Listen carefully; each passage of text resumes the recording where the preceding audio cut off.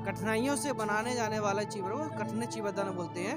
और वो आसानी से ना तो उसे तोड़ा जा सकता है, ना फाड़ा जा सकता है, ना ही उसे खींचा जा सकता है। तो वो कठिन चीवरदान, इसलिए लोग कठिन चीवरदान हीन और महायान दोनों बीचों में जो थोड़ी सी मन में एक बिना जानकारी के, बिना किसी के क्या नाम नॉलेज के एक भेद भावनाएं से बनी हुई हैं, वो मैंने वहाँ पर दूर करने की कोशिश की है और एक रिश्ता जोड़ने की कोशिश की है। क्योंकि वो भी धम्म का काम कर रहे हैं, हम भी धम्म का काम कर रहे हैं और धम्म एक ही होता है।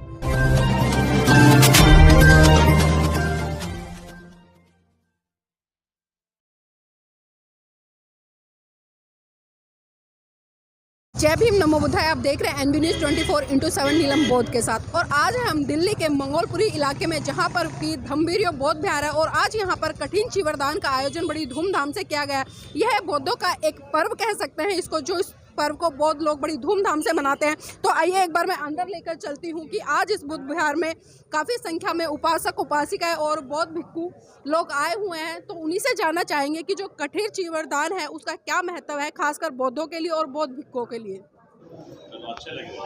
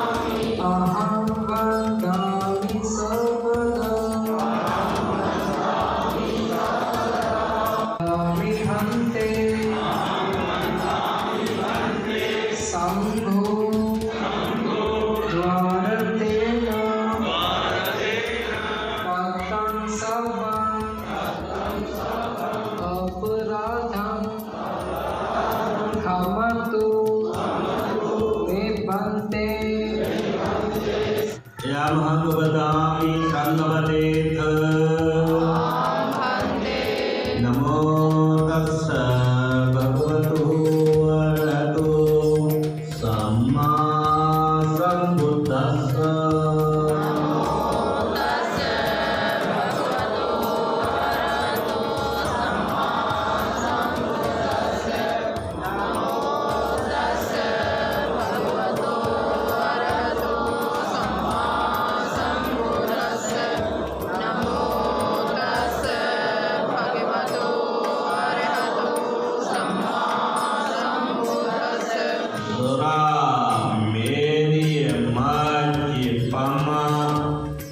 अट्ठाना पेरमणि सिक्खापदं समादयामि।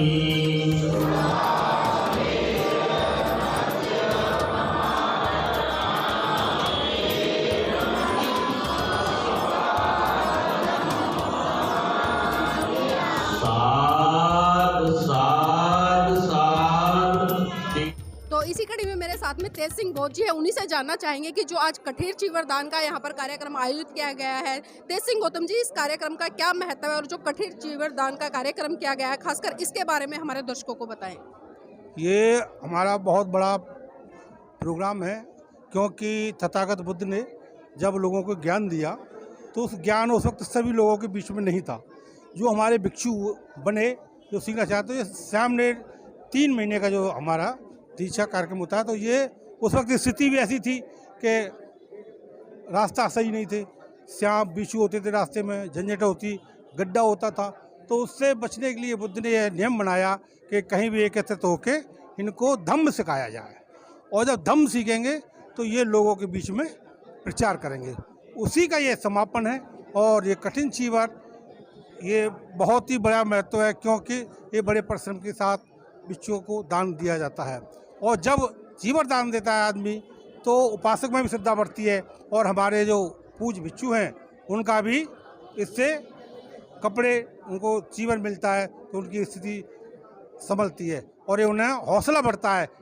और ये चीवर दान का महत्व इसलिए भी ज़्यादा है कि उस टाइम में कपड़ा था नहीं, तो लोग कठिन चीवर जिसे सिल के टुकड़ों में उठा के सी के एक रंग के तब पहनते पर आज ऐसी स्थिति नहीं है।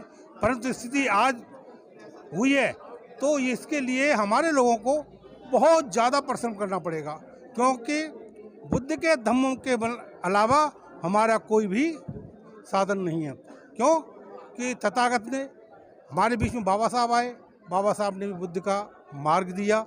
इस मार्ग से हमारे लोगों ने उन्नति पाई, बहुत कुछ अधिकार पाए, परंतु बुद्ध की शरण में बहुत कम लोग आए। परंतु जो भी जो हमारे भिक्षु पूज धम्मवीरों जी कर रहे हैं, और भी हमारे उपासक लगे हुए हैं, पूरे भारत में देखते हैं हम कि बौद्ध धर्म का कार्यक्रम हो रहा है।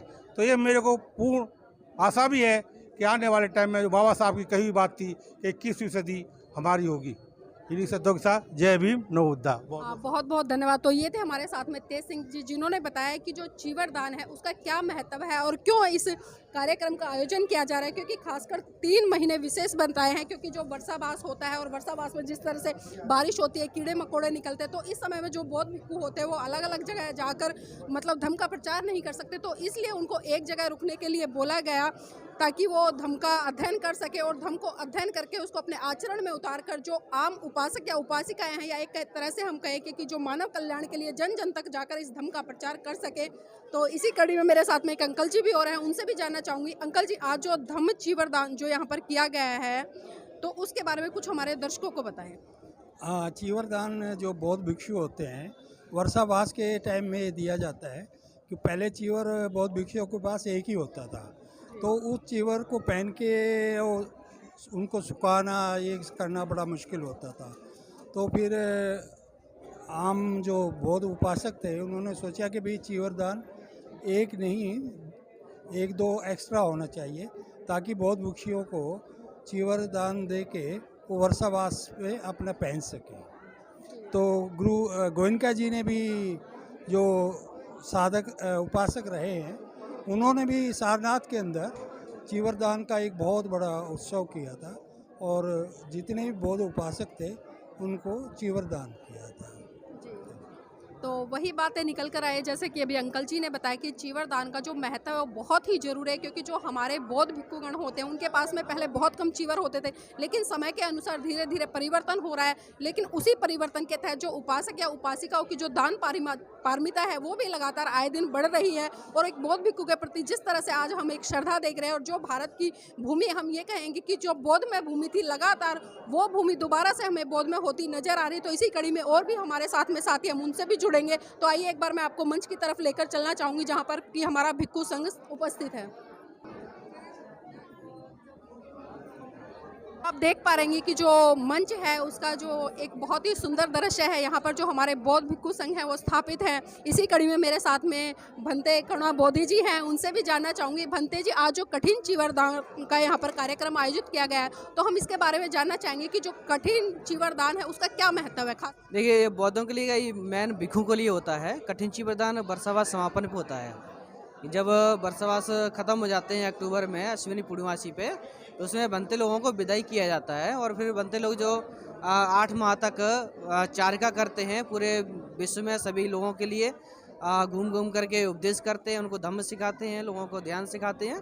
तो ये 8 माह तक बनते लोग जो विचरण करते हैं उसमें कठिन चीवरदान किया जाता है। कठिन चीवरदान क्या होता है, तो उसमें क्या है कि बनते लोगों को जो चीवर है, तो कपड़ा ला करके उपासक लोग 24 घंटे में चीवर को सिल करके उसको कलर करके और वो जो बनते जो वर्षावास कर रहे होते उस बिहार में उनको दान करते हैं। तो वो प्रक्रिया 24 घंटे के अंदर चलती है, फिर दूसरे दिन उसको दान किया जाता है। तो जैसे आज कठिन चीवरदान हुआ, आज अपने इंडिया में ऐसी परंपरा अभी नहीं हुई है, लेकिन अदर कंट्री में ऐसी परंपराएं हैं। वो चीवर लोग बना करके और सिल करके बना के फिर उसको कलर करके फिर दान करते हैं।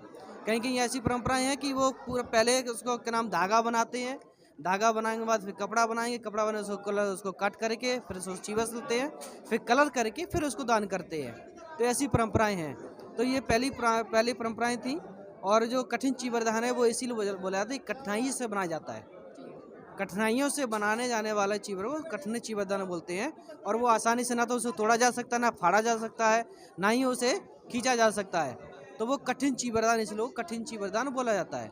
और इसमें बनते लोगों को जो सामग्री जैसे ज़रूरत होती है, दवाइयाँ हैं या उनको यूज करने के लिए जैसे पात्र है, चीवर है और संगाठी वगैरह है, और भी जो सामान है बनते जो यूज करते हैं, वो यूज करने वाला सामान उसमें सभी उपासक लोग मिल करके उनको दान करते हैं। और उसमें फिर बनते लोगों की विदाई होती है। फिर बनते लोग पूरे विश्व में लोगों के लिए धम्म देशना घूम घूम के उपदेश करते हैं। बंते जी, मैं ये भी जानना चाहूँगी, जिस तरह से अभी आपने वर्षावास की बात की है कि वर्षावास का भी जो समय एक निश्चित होता है, तो उस वर्षावास के समय में भिक्षुगण क्या करते हैं? जुलाई में जो वर्षावास शुरू होते हैं उसको धम्मचक्र प्रवर्तन दिवस भी कहते हैं। और उस दिन से क्या नाम जो 4 माह तक 3 माह तक वैसे वर्षावास चलते हैं। चौथे माह में कठिन चीवरदान होता है। तो वो 3 माह जो बनते लोग एक जगह रहते हैं, एक बिहार में रहते हैं, तो वहाँ जो उपासक लोग हैं एरिया के, जो नगर के या शहर के, गांव के, उन सब के लिए बनते लोग क्या है उपदेश करते हैं, धम्म सिखाते हैं, ध्यान सिखाते हैं। तो ध्यान विपश्यना ही बुद्ध का मूल सिद्धांत है, मूल धम्म है कह सकते हैं। तो बनते लोग पूरा 3 माह रह करके करते हैं, क्या नाम धम्म सिखाते लोगों को। और उपासकों का कर्तव्य बनता है जो बनते वहाँ रह रहे हैं बिहार में, उनको टाइम से भोजन देना है, उनको दवाई वगैरह, अगर बीमार हैं तो उनको दवाई देना है, जो भी अगर उनकी कुछ ज़रूरत लगती है तो उपासक लोग उनकी सेवा करते हैं। तो ये 3 माह तक उपासक और भिक्षुओं का बीच में एक ऐसा संबंध रहता है। तो ये 3 माह तक कंटिन्यू वर्षावास जो समय रहता है वो चलता है। बंते जी, आज जिस तरह से यहाँ पर कठिन चीवरदान का कार्यक्रम आयोजित किया गया है, तो इस तरह के आगे भी भविष्य में लगातार कार्यक्रम होते रहें और जो एक उपासक और एक बौद्ध भिक्षु के बीच में जो संबंध होता है उसको स्थापित करने के लिए क्या संदेश देना चाहेंगे? देखिए, कार्यक्रम तो वैसे हर अमावस्या पूर्णमासी पे होते रहने चाहिए, लेकिन पूर्णमासी तो बहुत जरूरी फुल मंडे होता है उस पर तो क्योंकि हर पूर्णमासी पे क्या नाम बौद्ध धम्म का या भगवान बुद्ध का कुछ ना कुछ संदेश रहा है और कुछ स्पेशल रहा है पूर्णमासी पे खास करके। तो इसलिए पूर्णमासी अमावस्या पे जरूरी ही उपासक लोगों को और बंदे लोगों को मिल करके कुछ न कुछ कार्यक्रम ऐसे आयोजित करने चाहिए, जिससे लोगों को ज़्यादा से ज़्यादा धम्म की जानकारी मिले, धम्म सीखने को मिले और जो बौद्ध जो संस्कृति है उसको जानने की कोशिश लोगों को हो। और दूसरा, अभी हम क्या नाम इसी कठिन चीवरदान के बीच में मैं 7 को संडे था, उसमें उत्तरकाशी गया था मैं। तो वहाँ जो महायानी परंपरा से जो लोग थे और हीनयानी परंपरा, दोनों परंपराओं में हम लोगों ने पहली बार वहाँ पर एक कठिन चीवरदान का कार्यक्रम हुआ था। तो हम लोगों ने वहाँ पर दोनों जो क्या नाम दोनों संघ जो हैं हीनयान और महायान, दोनों बीच में जो थोड़ी सी मन में एक बिना जानकारी के, बिना किसी के क्या नाम नॉलेज के एक भेद भावनाएं से बनी हुई हैं, वो मैंने वहाँ पर दूर करने की कोशिश की है और एक रिश्ता जोड़ने की कोशिश की है। क्योंकि वो भी धम्म का काम कर रहे हैं, हम भी धम्म का काम कर रहे हैं। धम्म एक ही होता है। बुद्ध ने जो धम्म दिया है तो वो त्रिपिटक है, तो त्रिपिटक को वो लोग भी मानते हैं, हम लोग भी मानते हैं। तो इसलिए हम लोगों को हीनयान और महायान दोनों परंपराओं को मिल करके धम्म को आगे बढ़ाना चाहिए। और जहाँ भी भिक्षु रहते हैं उनका भी कर्तव्य बनता है कि उपासकों को ज़्यादा से ज़्यादा धम्म सिखाएं और धम्म के मार्ग पर लेके जाएं। बंदे जी, एक आखिरी सवाल लेना चाहूँगी कि ये पवारना विधि क्या है और इसका आयोजन कब किया जाता है और क्यों किया जाता है? देखिए, पवारना एक ये बहुत ही भिक्षुओं के लिए महत्वपूर्ण है। श्रामणेर के लिए, उपासकों के लिए नहीं होता है। ये केवल भिक्षुओं के लिए होता है जो वर्षावास कर रहे होते हैं, और वो अश्विनी पूर्णमासी पे होता है। जब वर्षावास समापन होता है तो अश्विनी पूर्णमासी में सभी भिक्षु लोग जो हैं जो जहाँ वर्षावास कर रहे होते हैं तो पवारना विधि करते हैं। पवारना विधि क्या है कि वो 3 माह जो रहे हैं तो 3 माह में उनसे अगर कोई गलती हुई है तो बड़ा भिक्षु छोटे भिक्षु से बोलता है अगर मुझसे कोई गलती हुई है तो मुझे उसको बताएं, और छोटा भिक्षु बड़े भिक्षु से बोलते हैं कि अगर मुझसे कोई गलती हुई तो मुझे उसको बताएं और मुझसे क्षमा करें। तो ये ऐसे उसको पवारना विधि उसको कहते हैं। जी, बहुत बहुत धन्यवाद। तो ये थे हमारे साथ में भंते जी, जिन्होंने हमारे सवालों का बड़ी ही अच्छे तरीके से जवाब दिया है कि जो आज का दिन है उसका क्या महत्व है बौद्ध भिक्षुओं के लिए और खासकर उपासक उपासिकाओं के लिए, और जिस तरह से महाकारुणिक तथागत बुद्ध ने लोगों के कल्याण के लिए जो संदेश दिया था उस संदेश को आज बौद्ध भिक्षु जन जन तक प्रचारित करने का काम कर रहा है। और हम भी मंगल कामनाएं करेंगे कि इसमें उपासक उपासिकाएं व बौद्ध भिक्षु एक साथ मिलकर इस धम्म को गति देने का काम करें। जय भीम, नमो बुद्धाय। मेरा चैनल, आपका चैनल, समाज का चैनल, देश का चैनल NV News 24/7 को आप लाइक करें, सब्सक्राइब करें और ज़्यादा से ज़्यादा इसकी वीडियो को शेयर करें ताकि हर खबर को मैं आप तक आसानी से पहुंचा सकूं।